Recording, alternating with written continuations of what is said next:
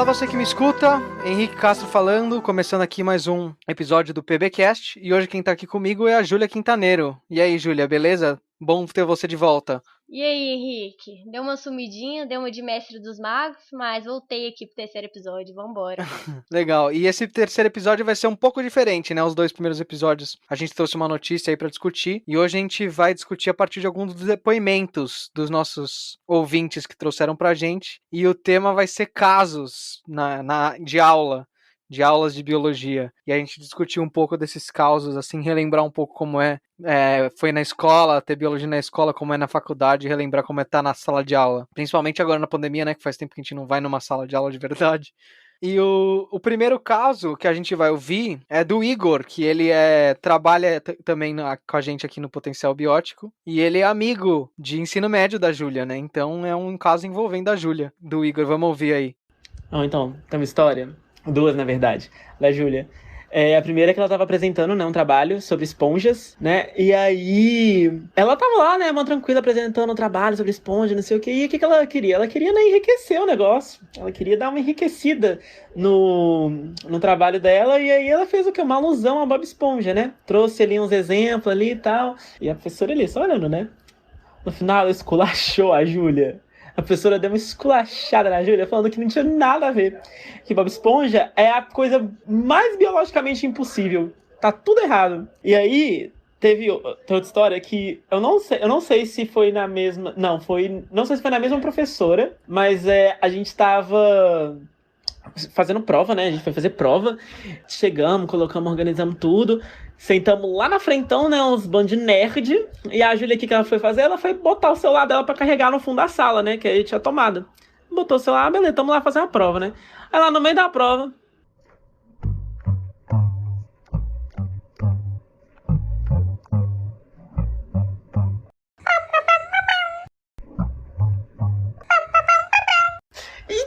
Tocando muito alto durante muito tempo. Até que a Júlia percebeu que era o celular dela tocando. Porque a menina ela gostava muito de Bob Esponja. E aí, até ela perceber que tava tocando, já tava todo mundo rindo. Todo mundo rindo da cara dela. Não, gente, então, né, eu fico brincando que no Potencial Biótico a minha função é passar vergonha. E no podcast, né, no PBcast não seria diferente. Expor histórias da minha vida aí, e pra isso tenho meus amigos que estão aí pra expor algum dos casos. Gente, esse caso foi muito engraçado, foi real. E não acaba por aí minha relação com Bob Esponja. Não sei se você sabe, Henrique, que eu era blogueira de Bob Esponja aos 13 anos. Não, essa é nova, tô sabendo agora. Ao vivo, reação do Henrique aqui ao vivo. Pois é, não, o que que acontece? Eu sempre fui muito apaixonado com Bob Esponja. Se você não gosta de Bob Esponja, sinto lhe dizer que você tá morto por dentro, porque, nossa, é muito bom. Até hoje, eu tenho 22 anos e eu assisto Bob Esponja até hoje. Gosto muito, inclusive, essa temática, né, de animais marinhos, apesar de ter muita coisa errada no desenho, eu acho que até me incentivou um pouco, né, de estar na biologia. Eu tinha uma página, na verdade, ela ainda existe, se chama Coisas do Bob Esponja, que eu criei quando eu tinha 13 anos. E aí eu compartilhava os objetos do Bob Esponja. Ah, que lindo, olha aqui. E eu tinha até um nickname, assim, um apelidinho lá, que era Tia Ju. E aí, assim, eu realmente compartilhava e chegou a ter 190 mil pessoas na página. Nossa, era onde essa página? Era no Facebook? E esqueci de contextualizar, né? Lá no Facebook, acredita? E chegou, ela ainda tá lá, claro, só perdendo seguidores porque eu não posso mais, né? Enfim. Deve estar com 120 mil pessoas lá ainda. Mas foi uma época bem marcante da minha vida, assim, que eu gostava muito. Se não é blogueira de biologia, é blogueira de Bob Esponja, né? Mas essa sua professora aí que não gostou do Bob Esponja, eu acho que é um jeito legal até, né? Um jeito interativo de você, sei lá, os alunos, provavelmente todo mundo assiste Bob Esponja, né? Quem não assiste Bob Esponja. E trazer uma coisa, não sei, só pra contextualizar mesmo na vida. Inclusive, o criador do Bob Esponja, né? O Stephen Hillenburg, ele morreu, né, recentemente, mas ele era biólogo marinho. Não, muito legal. Bob Esponja é muito criticado por conta de algumas contextualizações, algumas interações animais mesmo, que às vezes não faz sentido. Mas, gente, tem a parte figurada da coisa, né? E minha professora, eu acho que ela não soube lidar muito assim. Ai, tem tanto erro, por que essa menina vê isso? E fora a interrupção, que realmente o meu toquinho do celular era aquele finalzinho do Bob Esponja. Mas é uma ótima forma até pra você tornar isso didático no sentido assim, olha, na cena do Bob Esponja rola isso, rola tipo, né, isso debaixo do mar. Será que acontece mesmo isso? Como é que são as esponjas? Por exemplo, né? As esponjas reais, assim, não é aquela esponja de cozinha que o Bob Esponja, ele parece uma esponja de cozinha. Quadradona, né? É. As esponjas reais, do mundo real, assim, como é que elas realmente são? Que tem gente que acha que parece uma pedra parada lá, mas é uma esponja, é um ser vivo, é um animal mesmo. Então, o professor pode usar do que os alunos gostam para contextualizar e ensinar aquele conteúdo, né?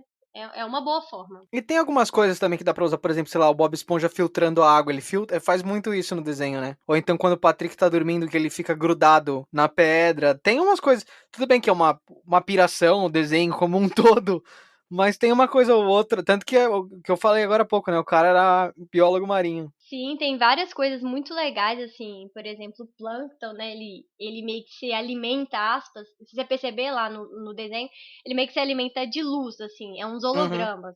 E brinca com essa questão, né, de do que os plânctons se alimentam, dessa recepção de luz e tudo. Então, tem muita coisa que dá pra falar, ó, o que é certo, né, realmente se reproduz na vida real, e o que também dá pra gente aproveitar com o erro de Bob Esponja, vamos dizer assim, pra contextualizar em sala de aula. Esse e diversos outros desenhos, assim, né? Já quero post no PB, já quero um episódio só de vida marinha e Bob Esponja já queremos já. E eu acho que é legal, né, como eu tinha falado, porque traz um pouco para a realidade do aluno, né? E outra coisa que traz bastante para a realidade do aluno é dar exemplos do próprio aluno, né? E eu fiquei sabendo que você também já foi esse tipo de cobaia em sala de aula. A gente vai ouvir um outro áudio do Luiz Ottoni, que também trabalha aqui com a gente no PB. Mais um áudio envolvendo a Júlia. Vamos ver esse como é. Eu tinha uma professora de biologia que ela dava aula extremamente mal encarada. Ela parecia, sei lá, parecia, sabe aqueles filmes de internato que geralmente tem uma diretora que é extremamente severa? Então, era igualzinho. Ela falava de maneira brava, brava mesmo. E daí, na aula de genética, toda vez que ela estava dando aula de genética, ela chegava na Júlia, olhava no olho dela assim, que era claro, né? E falava: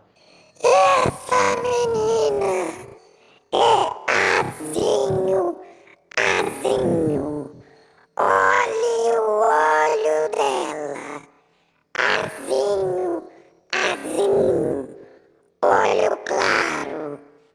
E era assim que era a nossa aula de genética. Parecia que ela ia arrancar o olho da Júlia com uma faca, mas era a aula de biologia que a gente tinha. Ai, cara, esse áudio é muito bom. Eu lembro que a gente não tem dimensão das coisas, né? É anos depois que você vai pensar nessa bizarrice que era ela apontar o dedo na minha cara, literalmente.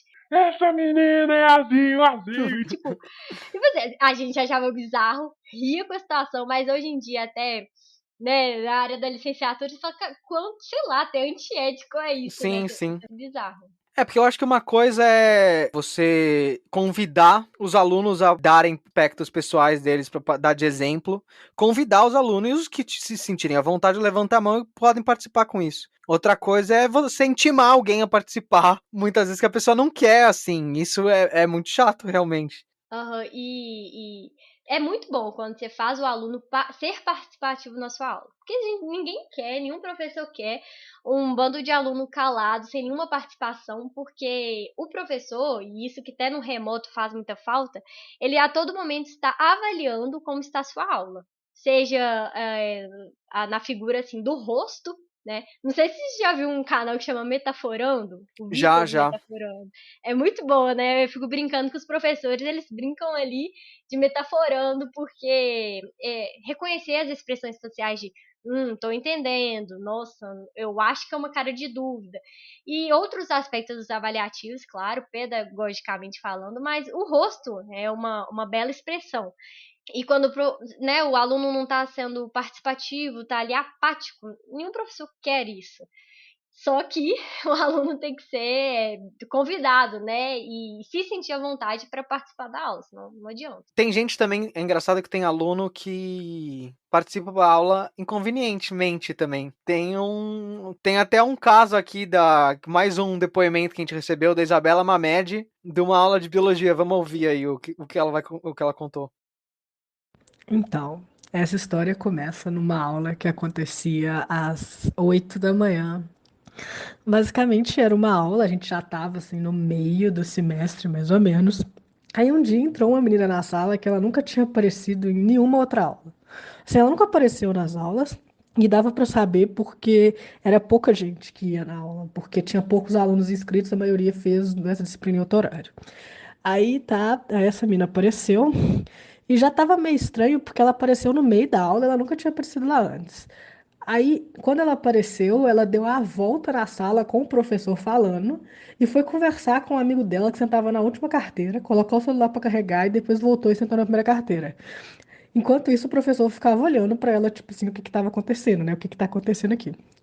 Aí o professor, aí aconteceu, o professor, ele já estava meio estranho, porque essa menina nunca tinha aparecido antes do semestre, né? Aí o professor estava falando de evolução do HIV na África, da relação do HIV com a malária, esse é um exemplo claro de evolução convergente, esse tipo de coisa e tal. E o professor tava falando disso, aí a mina levantou a mão e ela tava meio doida de coisas. Aí ela levantou a mão e ela falou assim, HIV. E isso continuou o resto da aula. Toda vez que o professor falava qualquer coisa, a mina falava, tipo, sem levantar a mão, sem pedir permissão, qualquer coisa, qualquer comentário. Por exemplo, o professor tava falando de genes específicos de resultado de evolução X, a mina falou que, assim, professor, eu tenho super genes.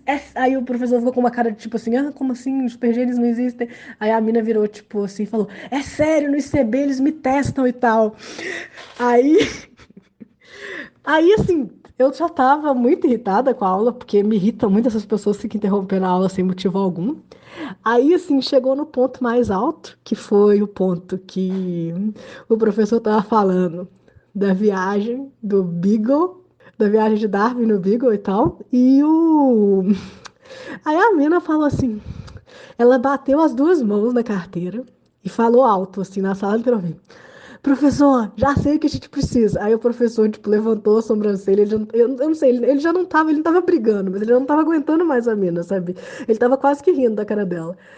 Aí ela bateu na cadeira e falou assim: professor, já sei o que a gente tem que fazer. A gente precisa fazer um campo para Galápagos. Aí o professor ficou assim: ah, é legal a ideia. E quem vai pagar o campo? Aí a mina foi tipo assim, uma cena sensacional. Eu achei que era um surto coletivo nesse momento. Aí a mina falou assim: eu pago para todo mundo ir. Eu sou rica. Quem quiser ir, levanta. Ela virou para trás e fez uma enquete. Virou assim: quem quiser ir, levanta a mão. E todo mundo da sala, tipo assim: meu Deus, Jesus, o que tá acontecendo? Quem que é essa mina? Sabe? E aí a aula acabou e assim, todo mundo saiu da sala, tipo assim: o que aconteceu? Acho que foi o maior surto coletivo que eu já presenciei na universidade, sem dúvida nenhuma. Aí já é um pouco insano, né? A pessoa participar. E eu imagino que pro professor, assim, também deve ser desconcertante, assim, né? Você tá seguindo uma linha de raciocínio, assim, é interrompido por esse tipo de coisa. Sim, sim, isso é muito, muito ruim porque ele é interrompido no meio da fala. E é parte até da função do professor mediar isso, né? Ter os momentos de fala, os alunos estarem à vontade, mas ter o momento de perguntar também, né? E assim, às vezes tá ali passando uma instrução, uma atividade, e aí vai ali a pessoa interrompendo, igual nesse caso aí, gritando, fica meio desconfortável mesmo, tanto pro professor quanto pros alunos, pro ambiente da sala de aula, fica meio extremamente bizarro. Achei esse caso, quando eu ouvi, falei, gente, o que tá acontecendo aqui? Não sei. E tem gente também que tenta meio que monopolizar, né? Às vezes eu sinto. Não sei, assim, porque eu acho que isso é complicado, porque o professor também não pode chegar para uma pessoa e falar: olha, você tá atrapalhando. Seja menos, né? É, Brincando assim. É, sim. E o professor sabe mediar isso aí é essencial, porque você tem que tentar fazer a pessoa que é mais fechada, que já não comumente fala, incentivar ela a falar. E também é parte do papel do professor saber entender os falantes, né? Tem muita gente. Eu sou uma pessoa falante, por exemplo, mas quando você chega no nível de inconveniência, de interrupção, a gente até tem um termo, assim, nem muito bonito, não, mas como se fosse a fêmea alfa ou o macho alfa, né? Brincando Uhum. com essa relação de, às vezes, quer dominar, que a proatividade da pessoa e a característica dela de líder começa já a influenciar e ser ruim em, por exemplo, trabalhos em grupo. Você vê que só aquela pessoa que toma a iniciativa e acaba, em vez de ser um incentivo, acaba sendo as outras pessoas ficam retraídas. Sim. Isso a gente vê na faculdade, né? Não é só com criança, com adolescente. Eu vejo isso na faculdade, até que no remoto tá a gente falando bem menos, mas em sala de aula, aquela pessoa que fica ali incessantemente falando prejudica muito o fluxo da aula mesmo. Por isso que eu acho que é legal você trazer coisas, por exemplo, voltando um pouco na conversa mais do Bob Esponja, umas coisas diferentes assim, porque eu acho que engaja mais pessoas, né? E daí não fica naquela sempre as mesmas pessoas participando, porque cada uma vai engajar com uma coisa. Às vezes o Bob Esponja vai engajar mais com um tipo de pessoa e outra técnica, outro método que seja com outro tipo de pessoa. Então acho que é legal variar para tentar atingir todo mundo, né? Nem todo mundo é igual. Eu acho que isso é um desafio também de você dar aula. Cada pessoa tem um jeito que tem mais facilidade de aprender. Aprender é um processo muito pessoal, né? Sim, e eu gosto muito disso, porque muitas vezes tem alguns professores que só querem, assim, inventar roda. E nem sempre é um processo de igual. A gente precisa inovar, claro, tem aí as metodologias ativas para a gente conversar, mas a todo tempo o professor precisa estar medindo e avaliando o impacto que aquela atividade ou o que ele propõe para o aluno, para realmente ressaltar e ter um desenvolvimento. Às vezes a gente acha que a avaliação, o processo avaliativo de uma sala de aula, a gente está muito acostumado com prova. Então, prova é o único método para eu avaliar se aquilo deu certo. Nem sempre, eu preciso ao longo daquele meu semestre, ao longo daquela minha aula, por isso que a gente faz os planos de aula, precisa ser muito bem programado como que eu vou avaliar. Então, na prática mesmo, como deve ser feito, você estabelece, quando você vai dar uma aula, uma sequência de aula, os objetivos de aprendizagem, né? Então você fala assim, o que eu quero que o meu aluno chegue no final dessa aula ou no final dessa sequência. Então eu estabeleço assim, quais são os objetivos de aprendizagem? Eu quero que ele ilustre o processo da fotossíntese, sei lá. Né? Você coloca realmente verbos nos objetivos de aprendizagem. Uhum. Eu preciso medir isso e avaliar como que vai chegar no final das contas, né? Então, assim, como é que eu vou saber que o meu aluno chegou cumpriu o objetivo? Através da avaliação processual, não só dando ponto, que comumente, né? Não sei se você tem essa experiência. A minha experiência vai mais para professores me dando provas e tudo medido em ponto. A Eu minha não também, consigo com me certeza a avaliar. minha também é Aham. assim. Pois é, me avaliar no processo. Acho que na faculdade, na verdade, mudou. Acho que na É, faculdade, na verdade, eu acho que isso muda um pouco. Eu acho que isso é principalmente no colégio, né? Não sei, pelo menos pra mim, eu sinto assim. eu ainda tenho muita prova, bem mais que trabalho, assim. Depende, porque, só para contextualizar, gente, eu faço biologia, mas eu faço licenciatura. Então eu tenho quase um buraco entre as minhas matérias do ICB, que é o Instituto de Ciências Biológicas mesmo, então as matérias bioquímica, biofísica, e as avaliações lá da Faculdade de Educação, que eu tenho as matérias da Faculdade de Educação. Porque eu acho que é o desafio também da educação, você tem que ter uma percepção um pouco diferente, às vezes, da sua área, eu acho, né? Porque a percepção que você tem que passar para uma pessoa que não é da sua área, tipo, a linguagem no ICB, ou então que eu uso na FIFLASH, para contextualizar também, eu não sou biólogo, eu faço geografia, né? Mas eu não consigo usar os termos que eu uso num trabalho de faculdade na FIFLASH da geografia para falar com alunos de ensino médio sobre geografia. Eu preciso adaptar isso para a realidade do aluno. Aham, com certeza. Eu gosto de, na verdade, ver como é que vai ser o processo, né? E aí é legal que é isso que a gente está tentando fazer aqui no PB, né? O uso da divulgação científica também tem essa preocupação da linguagem. Porque eu também sou contra, assim, falar, divulgação científica é simplificação. Ou quando você vai ensinar a geografia nas escolas, você vai simplificar tudo que você está vendo. Na verdade, você tem que introduzir alguns conceitos mesmo, você vai introduzir de uma forma só diferente o processo, mas não significa que você vai simplificar. Eu acho que eu Uhum. gosto muito disso, tanto para tratar com a divulgação científica, quanto, né, esses temas, quando a gente vai aprender na escola. Nossa, eu tenho uma experiência agora, né, como tutora, e eu não corto, assim, falo assim, nossa, vou deixar de ensinar alguma temática. Eu quero, na verdade, que eles se elevem e saibam ainda mais sobre alguma temática. Só que como eu vou fazer isso, o processo, por isso que tem que ser muito bem planejado. Os professores precisam fazer planos de aula realmente bem estruturados para que isso aconteça e chegue nos objetivos que a gente quer no final daquela aula, a pessoa, ao ler um texto de divulgação científica, né? Tudo isso é muito bem esquematizado, assim. Gosto muito desse assunto, gosto de colocar essas coisas, né, de organização. E eu tinha, quando eu tava no ensino médio, eu tinha um professor de biologia que ele chegava na aula no intervalo, assim, antes de começar a aula, porque ele desenhava umas figuras na lousa, assim, umas figuras perfeitas, assim, como se fosse de um livro de biologia mesmo, insanas, assim, de perfeitas. E eu lembro que isso me marcava muito, assim, porque tem gente que usava o slide, assim, né? Só que eu fico pensando que hoje, no século XXI que a gente vive, não que eu tenha feito meu ensino médio no século XX, né? Que esse Não sou Henrique do tá século revelando a passado, não. idade É, dele aqui, ao vivo. mas...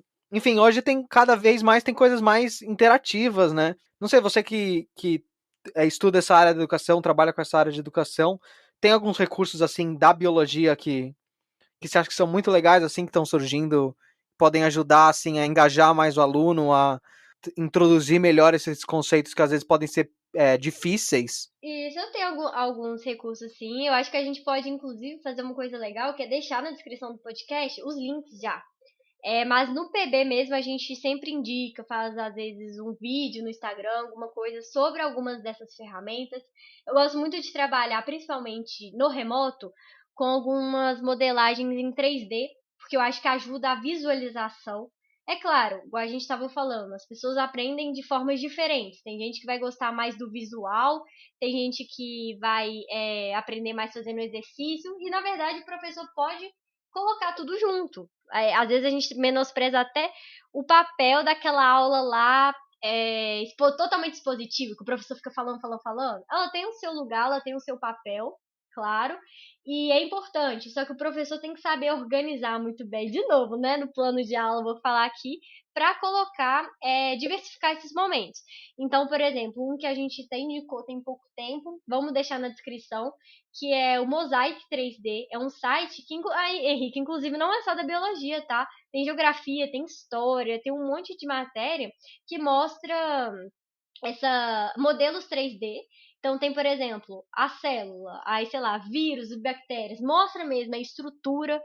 Aí na história, sei lá, tem Atenas, sabe? Eu Uhum. acho que em geografia eu acho que eu não cheguei a consultar, eu confesso, mas que tem realmente essa imersão e eles fazem como se fosse você vê de diferentes ângulos. Então, no corpo humano, você quer ver um sistema digestório e tal.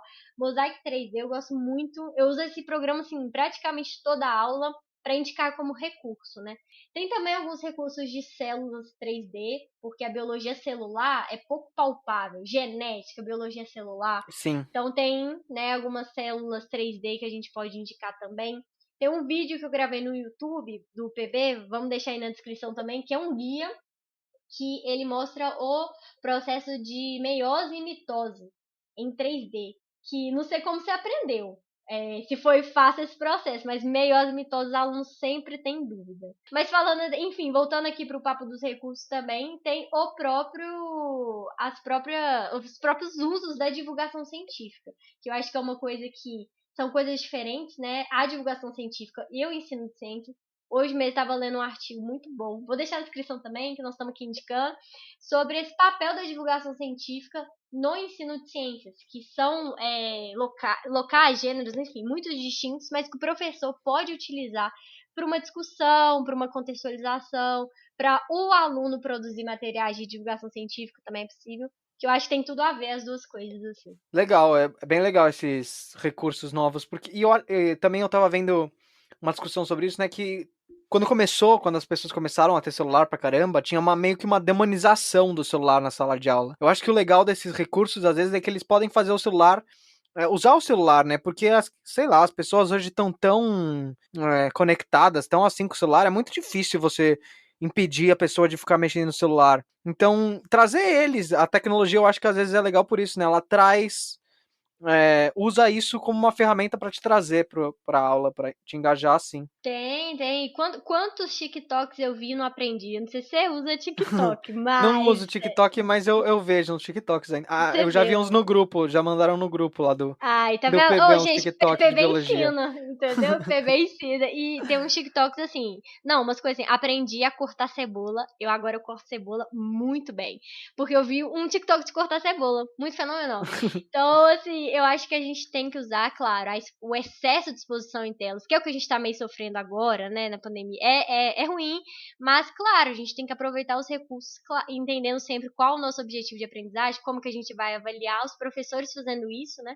A gente consegue sim mediar através dessas tecnologias. Porque também tem muita prática. Eu tava relembrando de uma prática hoje. Posso contar? Dar Conta. espaço aqui? Vou contar. Tava lembrando hoje. Eu tô assim, ó, vamos gravar o podcast hoje. Que um caso, inclusive, engraçado, assim. Eu não sei se você já fez, quase toda pessoa faz, assim, esses experimentos com etileno, que é um hormônio gasoso para amadurecimento de frutos. Então, é por isso que a galera bota abacate no jornal, mamão no jornal, porque amadurece mais rápido, porque meio que aprisiona esse etileno que é gasoso, que amadurece, Uhum. e fica ali. E aí minha professora, enfim, passou pra gente fazer uns experimentos assim. Se eu colocar uma fruta dentro da sacola plástica, quão amadurecido vai ficar? Dentro do papel, que é mais poroso, vai ficar como? E sem nada. Então ela queria mostrar pra gente que se aprisionasse aquele etileno ali, ia fazer sentido. Maravilhoso. Vamos fazer esse experimento. Henrique, você não vai acreditar o que aconteceu. Assim, é triste contar isso. Se minha amiga que participou dessa experiência estiver ouvindo isso, ela vai amar. Que foi o seguinte: a irmã dela, que era de São Paulo, enfim, visitou ela e comeu as frutas do nosso experimento. Assim, ela abriu e falou assim: assim, deixa eu comer. E ferrou. E aí a gente teve que explicar pra professora que por motivos de causa maior, que no caso a irmã comendo o nosso experimento todo, a gente não tinha uns resultados lá. E acontece, né? Não é perfeito. Mas lembrei que hoje desse caso, quando eu tava pensando que a gente ia gravar o podcast. Acontece sempre umas dessas assim. Eu tô tentando lembrar, assim, uns experimentos que eu fiz em casa que. É porque eu não lembro de um perrengue que eu passei com o experimento, mas eu lembro que sempre era.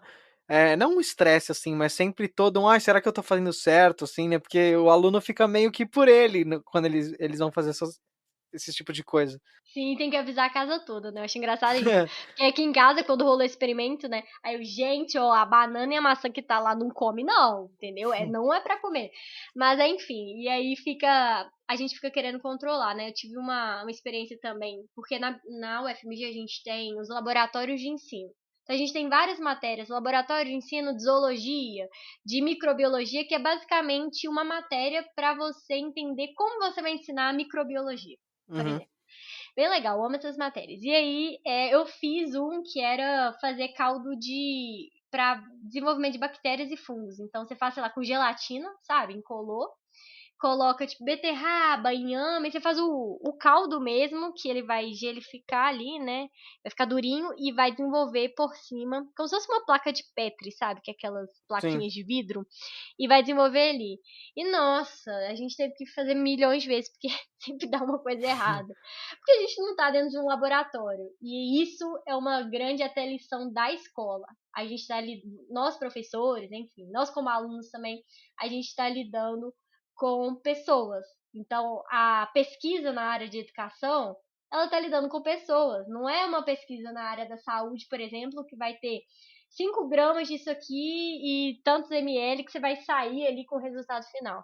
Está lidando com pessoas e a gente precisa estar medindo, avaliando, entendendo como é que esse processo sempre para estar em sala de aula, sendo aluno ou sendo professor. E também tem, você falou, né, lidar com pessoas tem uma grande diferença com as pessoas que você lida, né, porque lidar com, sei lá, pessoas mais jovens do ensino fundamental, do ensino médio, ou então gente na faculdade que tá lá especificamente porque gosta de biologia, o jeito de você lidar com essas pessoas é muito diferente, né? Demais, assim. Inclusive, ele tava conversando com outro amigo hoje, o Igor, inclusive, que passou aqui o caso, que é como, sei lá, se eu quero fazer faculdade de biologia, o menino tá lá no ensino médio, vai ser muito mais fácil ele entender o significado das coisas no sentido assim, achar importante. Ele vai querer pelo conhecimento em si. Mas nem todo mundo gosta de biologia. Eu chego com. Eu recebo várias queixas, assim, né, de alunos, às vezes assim. Ai, biologia é um monte de decoreba de nome. Claro, os nomes são importantes pra gente nomear algumas coisas, entender alguns processos, são importantes sim. Só que quando você não produz nenhum tipo de significado, aquilo fica meio assim, pra quê, né? Eu vou saber Uhum. disso. E aí é o professor que vai ali entrar pra tentar, né? Ver como é que vai ficar a coisa no final. Tem até um caso aqui o nosso último caso, exatamente disso, foi num caso no ensino fundamental, né?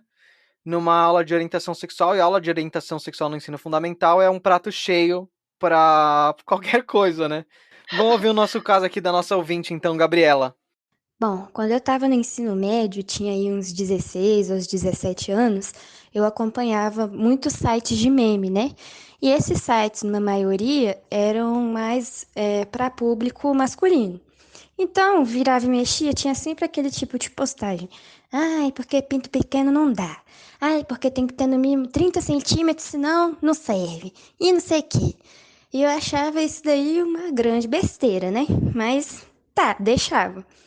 Aí teve uma época na aula de biologia que a gente foi estudar sobre o sistema reprodutivo.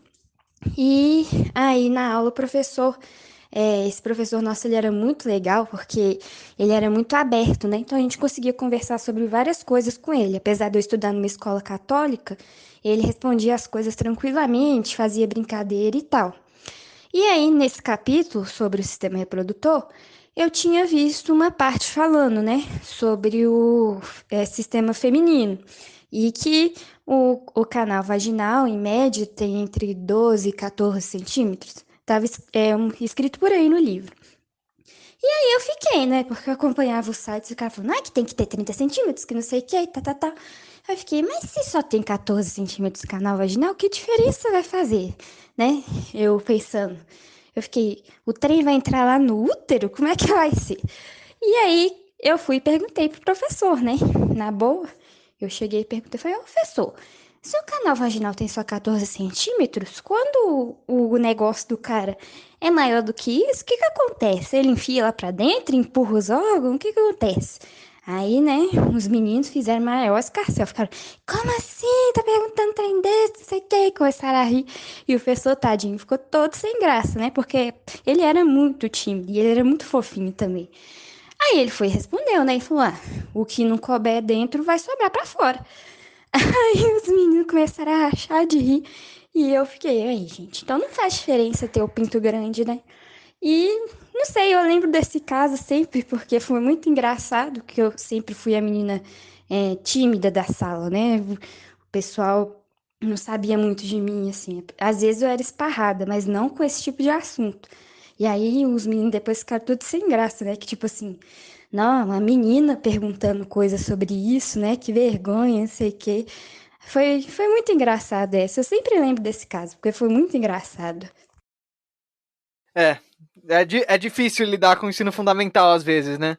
Demais, tipo assim, eu não sei se você lembra dessa época, minha experiência como estudante até, eu lembro que assim, aí eu olhava assim o livro, né, de ciência, meu Deus, pênis, vagina, tipo assim, só de ter imagem, a galera racha os tal, tem que ter, porque não existe ainda uma maturidade ali, e Sim. aí o professor tem que saber lidar mesmo, porque é um assunto muito importante.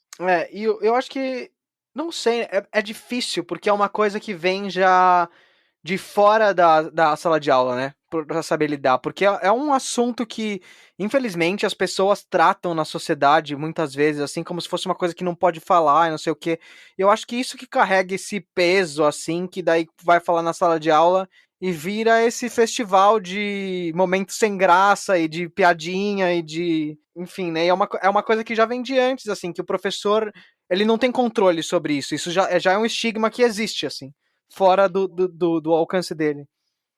Não, com certeza, porque o professor tem que lidar com aquele aluno que também tem as influências familiares, que inclusive são muito importantes para apoio em determinados assuntos e tal. Mas realmente, essa questão, inclusive, a gente quer trazer esse assunto que foi falado, né, de educação sexual, inclusive num episódio de podcast. Se der tudo certo, vamos ter aí um próximo episódio em relação a isso. Eu tenho certeza que vocês vão, assim, super amar. Bom, para finalizar então, mais algum caso aí? Depois disso tudo, vem algum caso na cabeça que, para resumir assim, casos e aulas de biologia e métodos? Olha, eu acho que a exposição já foi demais aqui, né? Não, de 3 casos já mais ou menos me envolveram, mas eu acho que se o ouvinte, né, curtiu esse episódio, eu acho que ele pode inclusive nos enviar alguns casos, a gente vai, mesmo que já tenha gravado aqui, vamos amar ouvir, né, Henrique? Acho que esses casos são Sim, com sempre certeza. muito legais, e a participação deles é muito relevante até para próximos episódios, né?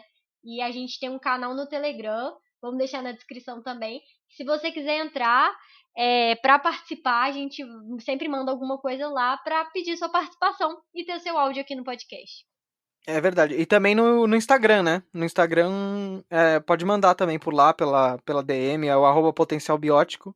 Nos mande para os nossos próximos episódios, que vão ser muito legais. Bom, Júlia, obrigado. Foi um prazer ter você aqui conversando nesse terceiro episódio. E até a próxima. Obrigado você também que ouviu a gente até aqui. Tchau, gente. Tchau, Henrique. Gente, eu tô aqui falando com o Henrique, mas tchau, Henrique. Tchau, gente aí de casa. Muito obrigado. Foi um prazerzão conversar com vocês e expor um pouquinho aqui também. Bom, tchau, gente. Obrigado por ouvir aqui mais um episódio. Até a próxima.